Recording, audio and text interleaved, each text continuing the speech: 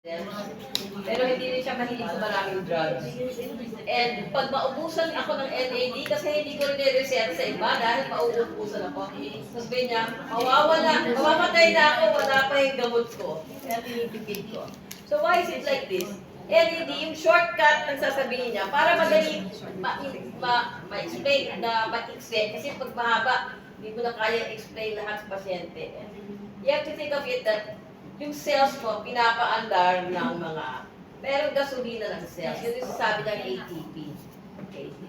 So, NAD, naturo din ako ng biochemistry. Kaya nung 1983 siguro, nag-aam na ako ng CoQ10, hindi mo pa alam sa kabibili ng CoQ10. But anyway, yung NAD will make you produce ATP. So it goes through the Krebs cycle and it will make you produce ATP. Yung ATP, yan ang gasolina ng cells at saka ng whole body. Kasi ano yung body, yung organ mo, hindi mag-work without energy. Okay? And yung sinasabi ng sodium and potassium, okay? Bakit napaka-importante doon? Because in the cells, you have sodium-potassium pump. But remember, all of those cells will not, they do not automatically function. You need energy to make them function. Like for example, if you have a heart attack, no? Mawawalan ka ng oxygen. Pag wala ka ng oxygen, hindi ka makakaproduce ng energy. The same way as if you give cyanide. If you give cyanide, in 4 minutes, you're dead. Bakit? Binablock na yung pathway para mag-produce ng ATP. So, in that instance, you'd like to give, that's why, halos I think, Rosetta, hindi ko pa masyadong inaano, but based on what it's doing, it's going to be a life-saving thing because it will give you the NAD that will produce the energy that will make your organs function better. Actually, kaninang umaga, nakikinig lang sa lectures on hindi metabolic syndrome, metabolonics syndrome. Lahat ng mga metabolic pathways, pero uurirahin na nila lahat yung mga tayo, at saka yung mga substances in your body to find out saan ang problema mo, gano'n, no? But, you know, I realized, kasi I was in dati, like what you said, dati vitamins and minerals ang inaano natin, enzymes, dati antioxidants. But now, you would see, all our products is a combination of food. Kasi yung food na yon ang nagbibigay ng nutrients, na iba-ibang nutrients, is not single potassium, hindi na single calcium. Yun ang nagbibigay ng nutrients para gumana yung cells. And then, sabi ko nga, but ako, 20 years ko lang nagreseta ng NAD.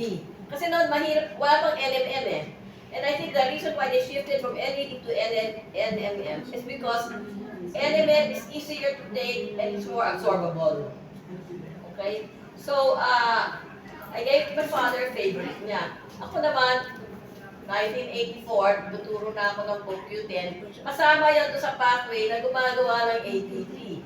No? Ang NAD, gagawa ka ng ATP, para yung ATP, gagawa ka ng more ATP. Ano yan eh, may mga back yan, silang ATP ang gagawin mo. So, for that one, if you have all those ATPs, all your metabolic, your organ functions, and your cells will work. No, yung sasabi ng pag pasok na usukal, hindi naman yan pinto na bubuksan mo eh. Pump yun eh. Katulad kagagawin mo, may tagabukas. Ganon, yun yung energy. No? That's why, if you're going to say, sabihin ng mga pasyente, ano ba itong NMN at NAD? It is the, yan ang nagpo-produce ng gasolina ng cells, no? Ng katawan natin. Para sa akin, yun ang shortcut. Kasi kung wala kang gasolina, parang auto ka, hindi ka aandar. Hindi aandar yung mga malimit mong organs. Pero ang advantage natin, ako 1 year, more than 1 year na ako uminom ng NMN, probably ang pinakamaganda sa atin, because they combined it with the placenta. No? Yan ang, alam mo, pinilit lang ako sumama dito. Ayoko na, sabi ko, ano dyan eh. Alam mo na, NMN, kung pinili ako, ito yung NMN, dinabas ko sa bag ko, no? Ganyan. Pero anyway, sumama din ako, and I realized what do we have? Alam mo, yung unang NMN na inano ko sa clinic ko was, magkano isang bote noon? 7,000, no? And it's just NMN. Okay? Pero ito, ang advantage natin, ang dami ng ibang ingredients. And then the food ingredients. Yun ang advantage natin over the other NMM products out there. And if yung sa kidney, I think ang ano doon is like what he said, you have to placenta, you give it after a while, but then eventually it will really help the kidneys because yung pag-produce ng urine is an energy requiring process. Actually, may mga studies na noon, if you give CoQ10, dahil mas maraming energy, mas magaling ang filtering process ng kidney mo. CoQ10 yan, may CoQ10, pagkain dyan. Pero sasama mo pa si NMN. So, doble-doble na yung mga and same with your other functions. So you just have to really think about NMN as the substance that will produce the energy for all the cells and organs of your body. And saka, actually, iniisip ko yan, bakit anong ingredient natin na nakaka-help ng cancer? And then I just remembered, kasi ang normal cell, dapat yan, pag tumatanda, mamamatay. So, gano'n. Pero, dahil pag mahinang-mahina na yung energy ng cells, nawawala na yung correct regulation niya. Kaya hindi na siya sumusunod na pag matanda siya, mamamatay siya. Kaya yung magiging ganyan, tapos to dami cells mo, magkakaroon ka na ng bukol.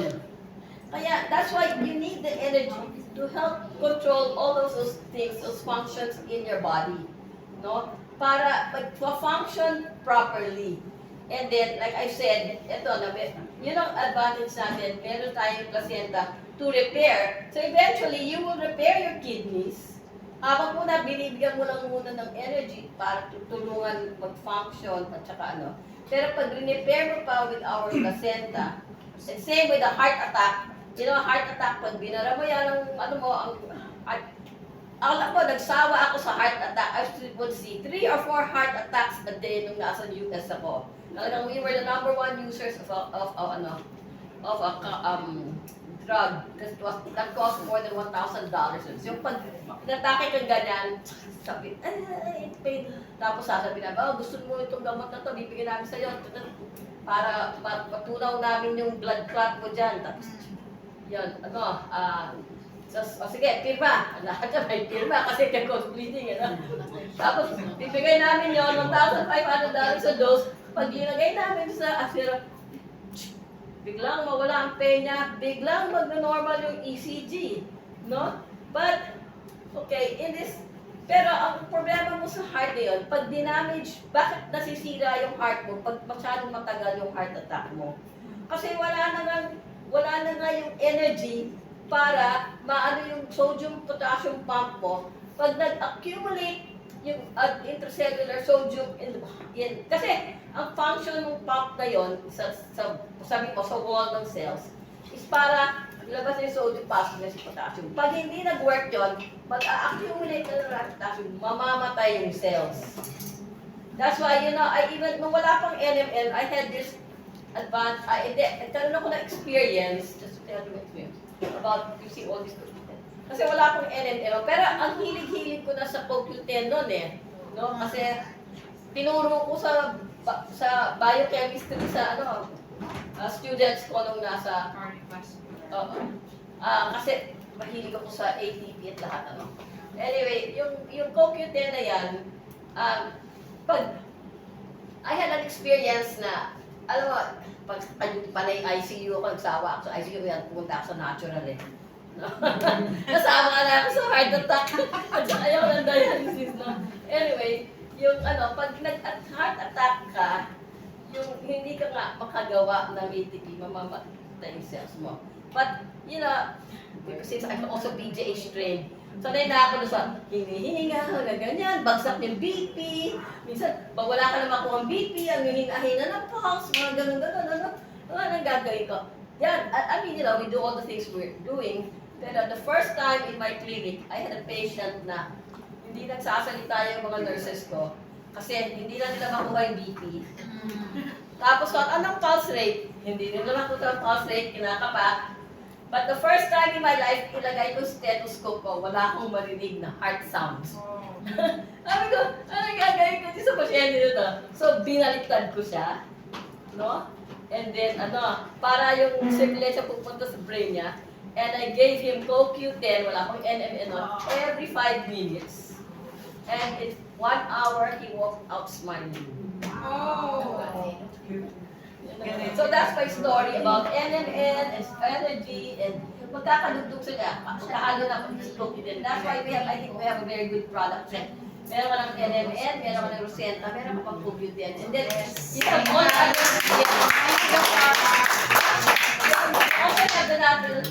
you also have the bitter melon. Then, alam ko yung brown seaweed. the brown seaweed is also going to help you not produce so much fat. You know, ang problema sa producing fat, you become insulin resistant. No? That's why, I mean, I was also in the diabetes hospital for 3.5 years. Yeah. Yung yung nakakita ka, pasyente, ang official, official definition of insulin resistance, you give 100 units of insulin, hindi mo mapababa ang blood sugar. Okay? And the problem is with those things, they're so insulin resistant kasi wala nang wala nang mapasukan yung insulin, hindi na makapasok sa cells dahil wala nang insulin receptors. Okay? Doon, wala siyang pwedeng bubuksan. Kasi ang insulin parang bubuksan niya yung receptor, yung door, para makapasok yung sugar, para bumaba yung blood sugar mo. Okay? So, kulang ka na ng insulin receptors kasi masyado kang maraming fat. Okay? So, ang gagawin mo, what we did, we have to diet the patient because if you lose the weight, dadami ulit yung insulin receptors mo. And I think that is what our bitter melon, but our seaweed, the brown seaweed is also good. That's why gumaganda ang mga diabetics, I think, with the Rosenta, no? Yung mga matagal na dito. I mean, based on this one, kita ko. So anyway, yun lang ang ko about Rosenta, analyzing the product, no? Ano pa lang ang buwan one package pa lang. Pero iniisip ko, bakit magkakaroon ng effect nito? Bakit nagkakaroon ng effect nito? I've tried to analyze the ingredients.